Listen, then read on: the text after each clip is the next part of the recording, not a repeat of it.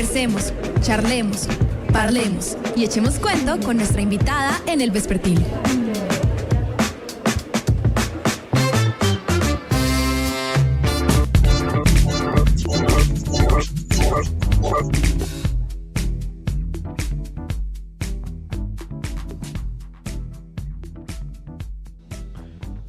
Uno de los sueños de muchas personas es vivir viajando, y creo que estas nuevas generaciones, Misa, que nos toca, que formamos aquí en la Universidad de Manizales, piensan mucho en viajar, en poder conocer el mundo, en poder estar en un ejercicio de trabajar, de ser nómadas digitales, de trabajar y estar viajando. Pero nuestra invitada de hoy tiene una mirada interesante, una mirada académica, pero también vivencial frente al tema. Y hablamos de Alejandra Ramírez. Ella está en Australia, durante mucho tiempo fue profe y tomó la decisión de empezar su doctorado y estudiar los nómadas digitales y ser su propio caso de estudio al empezar a viajar. Y bueno, es supremamente exitosa, diría uno, en redes sociales, más de 900,000 seguidores como alejandra.travels en Instagram. Y bueno, ha tenido unas experiencias bien interesantes en ese mundo de conocer universos y personas distintas. Así que, Alejandra, bienvenida al Vespertino desde UMFM, la Universidad de Manizales. Gracias por estar con nosotros. Muy buenas tardes, muchísimas gracias por la invitación. Súper emocionada de estar por acá. Alejandra, primero hablemos un poco de su historia. Usted lleva ¿cuántos años viajando, construyendo su propia van? ¿Cuándo empezó esa decisión, o cuándo tomó esa decisión de decir, bueno, yo quiero cambiar mi vida y quiero empezar a buscar nuevas cosas en el viaje? Algo diferente. Pues resulta que yo llevo en Australia casi más de la mitad de mi vida. Llegué a mis 17 años, hace 17 años. Pero hace 5 años tomé la decisión de convertirme en una nómada digital porque decidí estudiar un doctorado en Australia, y el doctorado es sobre nomadismo digital como el futuro de la industria creativa. Entonces renuncié a todo a mis 30 y decidí construir una van. Compré una van, le puse mostaza y durante 3 meses y medio la construí para volverla a mi hogar, y ahí empecé a rodar en mostaza. Llevo como 50,000 kilómetros más o menos viajando por Australia en ella. Usted está haciendo un doctorado. ¿Cuál es su base, su pregrado? Soy diseñadora gráfica y diseñadora de producto. Hice una maestría sobre turismo sostenible, que yo sé que no tiene mucho que ver, pero lo bueno del diseño es que igual uno puede aplicar la creatividad a cualquier rama. Entonces la maestría fue sobre turismo sustentable, y me saqué First Honors, que es como primera clase, por así decirlo, y de ahí me gané la beca. Entonces la beca me pagaba el costo del doctorado y me daban aparte una manutención durante 5 años mensual. Pero era una manutención pues chiquita, pero daba para pagar gasolina. El problema es que como a los 2 años de estar haciendo el doctorado, parte de la regla de la manutención de esta beca era que tenía que vivir en Australia. Y justo yo empecé este estilo de vida cuando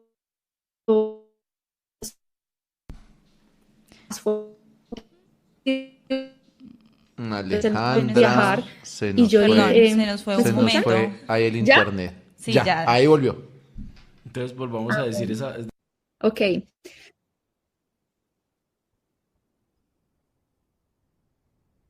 ¿Se cortó? Listo. Sí. Sigue, Alejandra. ¿En qué parte quedé? Me quedé ahí. En que pues el doctorado requería que viviera en Australia. Listo. Y decidí después de eso cancelar mi beca en cuanto a la manutención, porque quería empezar a viajar por el mundo y tener un poquitico más de variedad entre vivir en una van y entre ser nómada digital alrededor del mundo. Ahí, en toda esa historia casi que suena como contraproducente preguntar cuál es el origen de Alejandra, de dónde es, sabiendo que ahora es probablemente una mujer de tantos lugares, de dónde viene, de cuál es su origen. El terruño inicial, originario. Para tomar, digamos, estos rumbos diversos. Soy orgullosamente tolimense. Nací en Ibagué el 17 de agosto de 1990 y me crié en Ibagué con papás de todos lados. Mis papás tienen una mezcla de Bogotá, con ibaguereños, con raíces paisas, por un lado, mi abuelita es santanderiana, y bueno, tengo una mezcla de todo, pero a mis 17 me vine a vivir a Australia. Entonces, en este momento, yo siento que no pertenezco a ningún lado.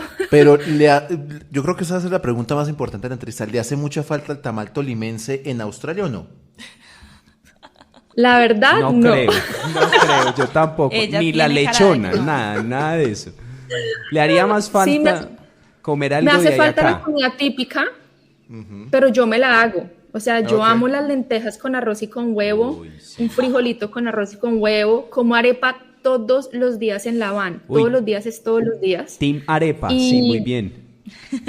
Aquí venden la arepa como para uno hacérsela, o también importan la delgadita. Y yo compro paquetes de delgadita y todos los días tengo hasta mi pailita para hacerla. O sea, me muero por la arepa. Entonces, sí extraño la comida típica, pero no necesariamente el tamal y la lechona. Y preguntaba por la comida típica porque usted ha estado en muchas partes, ha viajado a muchas zonas, ha conocido gastronomía de todos lados. Cuéntenos un poco de esa experiencia, de esas comidas particulares o de esas comidas que la enamoraron o que dijo, uy, no puede ser que la gente consuma esta vaina. Yo creo que mi favorita es la comida de Nepal. En Nepal tienen un plato que se llama el dal bhat, y yo me fui a hacer un voluntariado en Nepal donde viví como 3 meses y medio. Y pues vivía en un orfanato y todos los días comía lo que me daban, porque obviamente uno no se va a poner, no, no quiero eso. Y todos los días allá hacen dal bhat, es delicioso, son como unas lentejas con unas papitas como sudadas y un arrocito, y no, es una cosa deliciosa. A mí me gusta mucho la comida de Nepal, de India, la comida asiática también. Pero para ser honestos con ustedes, en los viajes, para mí la comida casi que siempre va a un segundo plano. Yo soy más como de cultura, de meterme como con las comunidades minoritarias, de entender todo el aspecto como de raíces. Pero una de las comidas más raras, yo creo que sí puede ser cuando fui a Papúa Nueva Guinea, fue a pasar Navidad, Año Nuevo con una comunidad de caníbales y excaníbales que se llaman los Korowai. Y estuve 2 semanas con ellos y tuve que comer varias cosas extremas como gusanos, pues los mismos mojojoy, creo que les dicen en el Amazonas, ellos los cocinan, se los comen vivos, cucarrones, cerdo salvaje. Ahí yo creo que ha sido como lo más exótico, no necesariamente me ha gustado, pero es lo que hay. Pero espere, yo ahí tengo un montón de preguntas.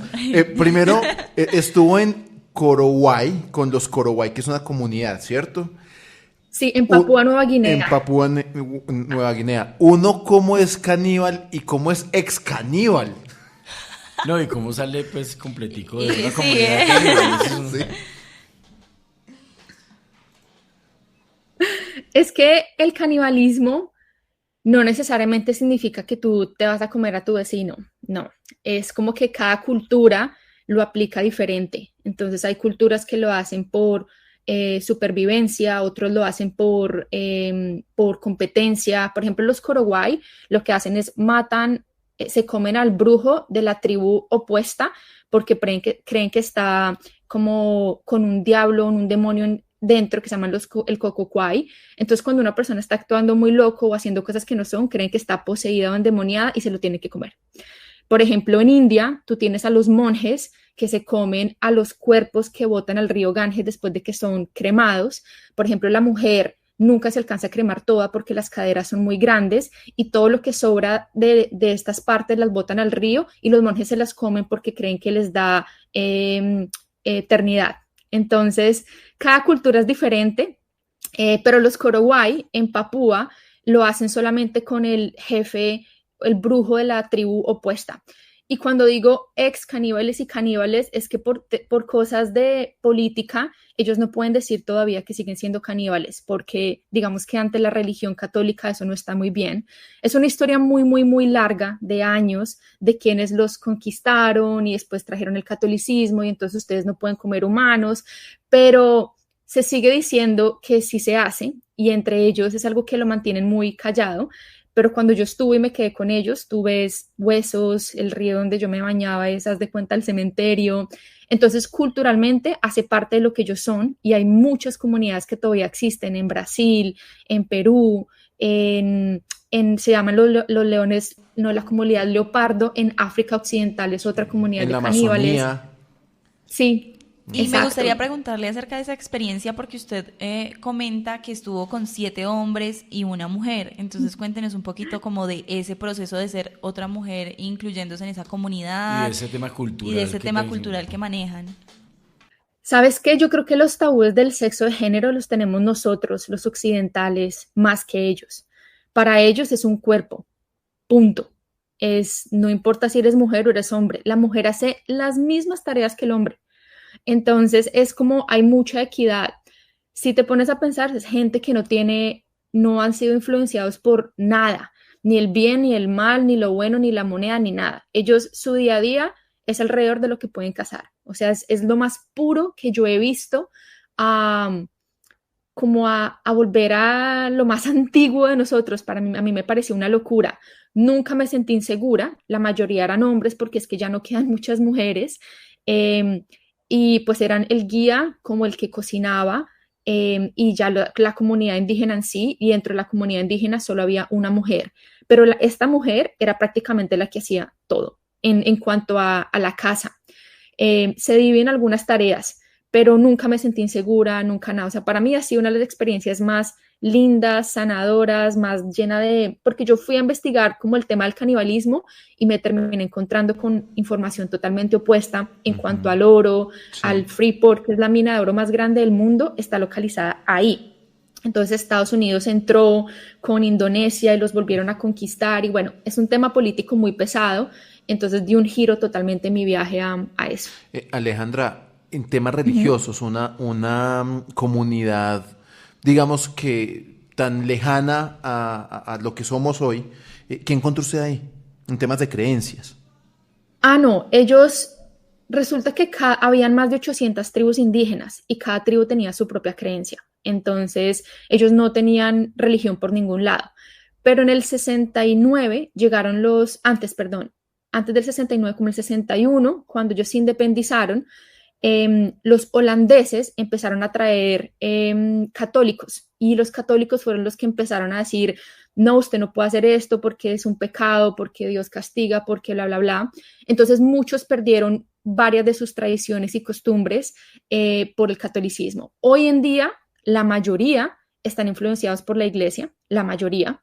Por eso el canibalismo se acabó en un aspecto, algunos oran, como que es una mezcla rara entre sus costumbres y la iglesia, pero otros siguen con sus creencias intactas. Es que son demasiadas comunidades indígenas. Entonces sí, hay como una mezcla, pero bastante influenciados. Alejandra, me llamó poderosamente la atención algo que usted dijo ahora y es que la gastronomía o la comida está por ahí en un segundo plano. Pero yo quiero traer algo que le escuché a una columnista del Tiempo que es cocinera y ella se llama Margarita Bernal. Ella decía que la cultura, la esencia primordial de la cultura es la cocina. Sí. Entonces, mi pregunta va encaminada a, ¿no cree usted que las culturas se conocen a través de los platos? 100%. Yo creo que a lo que me refiero más es que nunca ha sido como mi enfoque, porque yo soy muy de todera. O sea, yo llego a un sitio y es lo que me den, me como. Pero mis viajes nunca han sido enfocados a qué es este plato, a qué sabe, cuáles son tradiciones, por qué vienen. Yo soy más, es como entender la comunidad en sí, como por ejemplo la naturaleza, la montaña que está al lado, el río, por qué se prepara, qué se cultiva de pronto alrededor. Pero en cuanto al conocimiento de platos típicos, o del porqué de cada comida, nunca profundizo, porque ni siquiera lo hago con el día a día mío, es como más bien una relación mía con la comida que para mí es como muy, muy cómodo porque sé que tengo que sobrevivir, pero yo me enfoco más, es como en la historia, las historias. A mí me encanta es quién eres tú, qué ha pasado por tu vida, por qué llegaste acá, qué haces en tu día a día.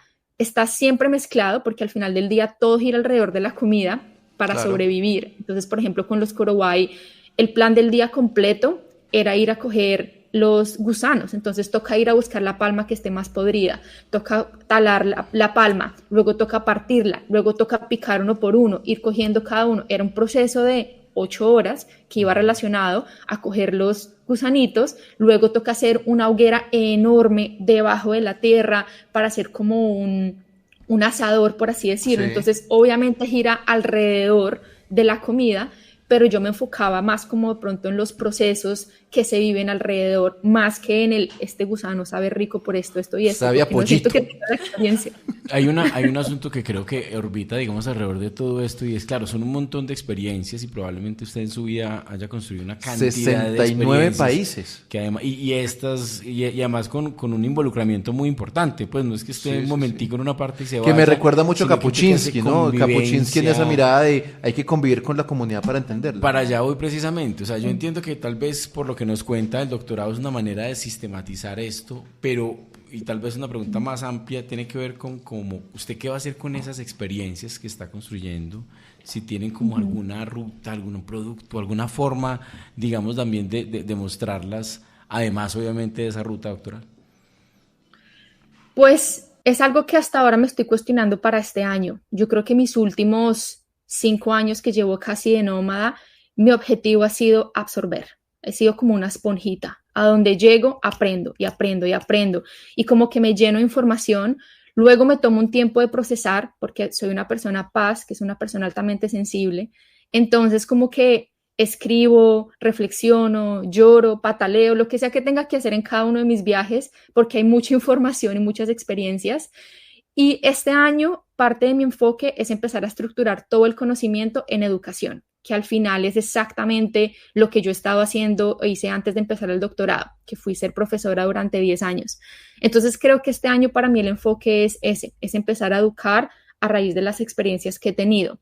En cuanto a redes sociales, yo muestro y comunico todo lo que hago. Por ejemplo, la Papúa fue unas crónicas que hice y saqué creo que 5 capítulos o más en YouTube, donde muestro y explico absolutamente todas las vivencias.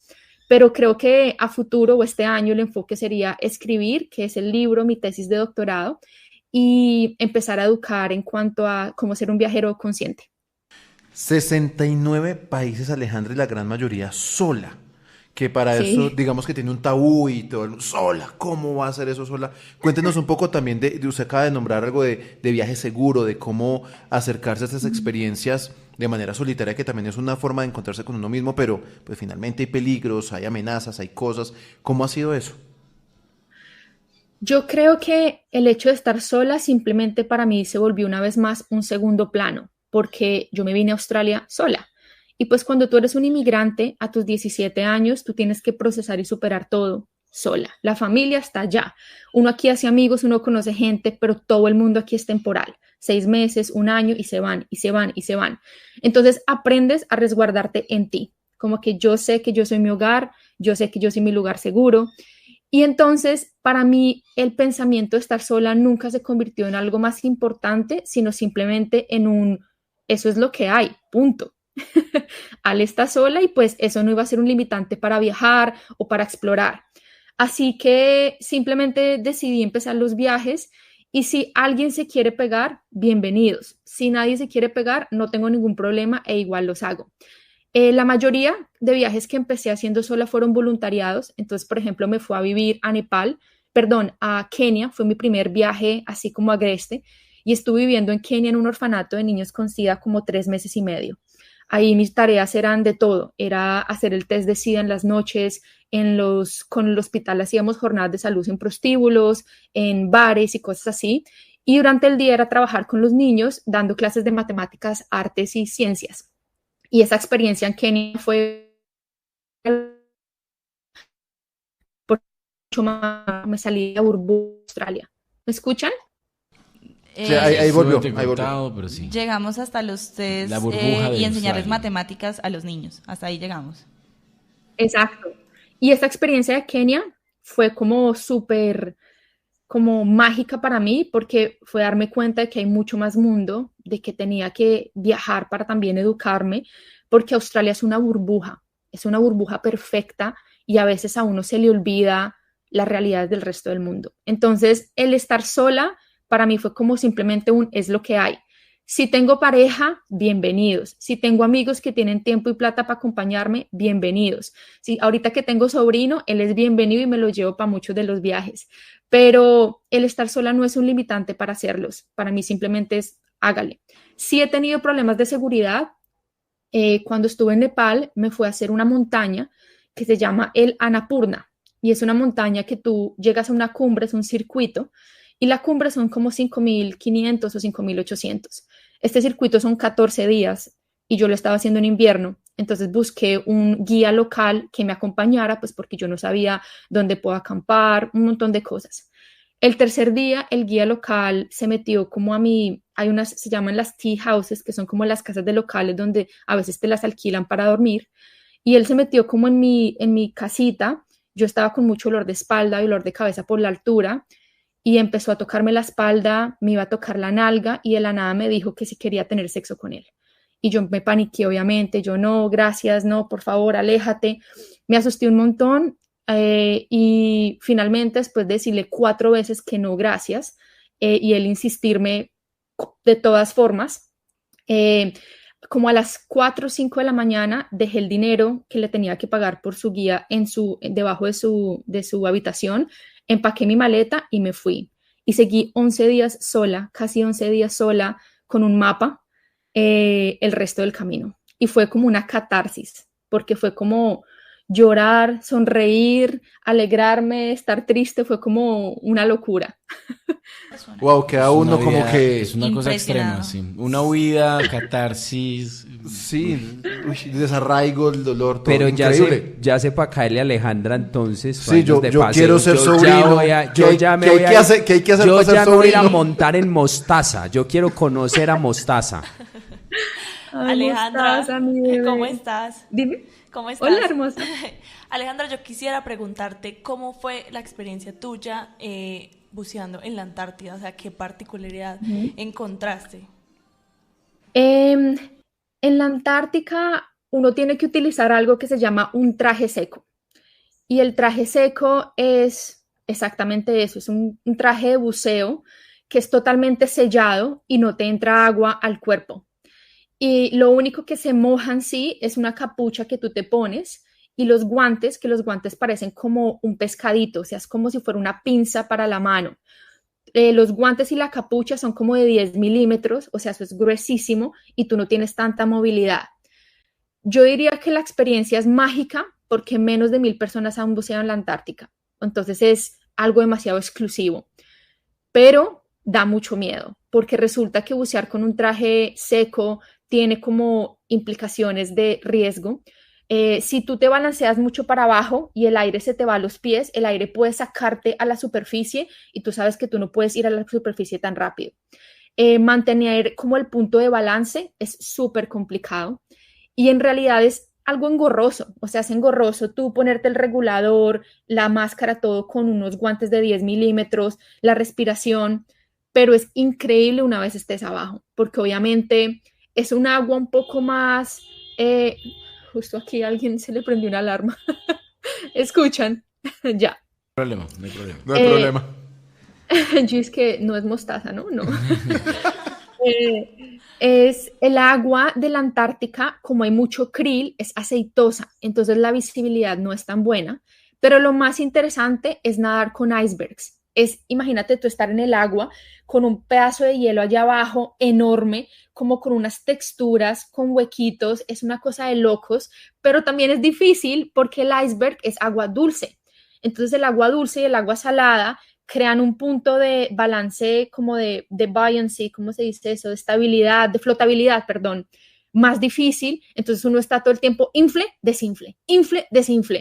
No es un buceo que disfruté mucho, como de tranquilidad de otros buceos que he hecho, porque tienes que estar mucho más alerta, pero sí, indudablemente es una locura. Leones, leopardos, las ballenas, los pingüinos, no, es increíble, las focas, es divino. Se podría quedar uno aquí escuchando historias por horas de Alejandra Ramírez. No, yo quiero ese trabajo. Sí, Yo creo Apague que es y vámonos. interesante, pero es decir, ahorita no es tan Misael, sencillo. Misael En que este está haciendo el momento. doctorado, hermano, este era el doctorado que tenía que hacer. Es Este momento era. de cambiar Sí, el pero yo creo que no es tan doctorado. interesante porque es lo que cuenta Alejandra es interesante en términos de que es un desarraigo Claro, importante, pero es también difícil. un arraigo a la experiencia, al presente. Aparte que me implica parece que eso no muy- es tan fácil para una persona como pues como muchas que vivimos atados a un lugar, a una Me parece gente. muy difícil salir solo, que es Sí. algo que yo sí quiero decir y es que valoro mucho porque yo hasta para ir al supermercado le tengo que decir a mi esposa, amor, acompáñeme. O sea, yo no sería capaz de andar solo. Pues es muy interesante, Alejandra, todo lo que nos cuenta, además que tiene esa mirada académica, esa mirada de tratar de entender la cultura, de tratar de conectarnos de otra manera, y yo creo que son muchos los aprendizajes que podemos tener de usted y de lo que usted ha vivido, así que, pues, Alejandra Ramírez, Muchas gracias. muchísimas gracias por estar con nosotros en el Vespertino. Si la quieren A seguir, ustedes. la encuentran en Instagram como @alejandra.travels. Cuéntenos si de pronto tiene una página en web, TikTok, ella tiene podcast, ¿en ahí dónde más? una página web también, desde su Sí, perfil se sí. pueden anclar. En casi todas las plataformas. Estoy como alejandra.travels, TikTok, YouTube, Facebook. Tengo una página web que es de Travel and Adventure Life y ahí es más como informativa y educativa. Entonces, todo el tema de nomadismos, de trabajos remotos, oportunidades laborales, plataformas, generar dinero en casa, todo eso está en esa plataforma, que es como la parte académica de Ale. Y de resto, cada red tiene como su origen. YouTube son más como documentales, crónicas. Instagram es mi día a día, desde que me levanto hasta que me acuesto, en mi experiencia, en lo que sea que esté haciendo. Y ahí voy compartiendo cuando puedo. Pues muy chévere, muchas gracias por estar con nosotros. Los influencers que uno quisiera ver todo el tiempo. Eso sí son Sí. influencers, señor. Gracias, muy amable. Muchas gracias a todos los que nos están escuchando.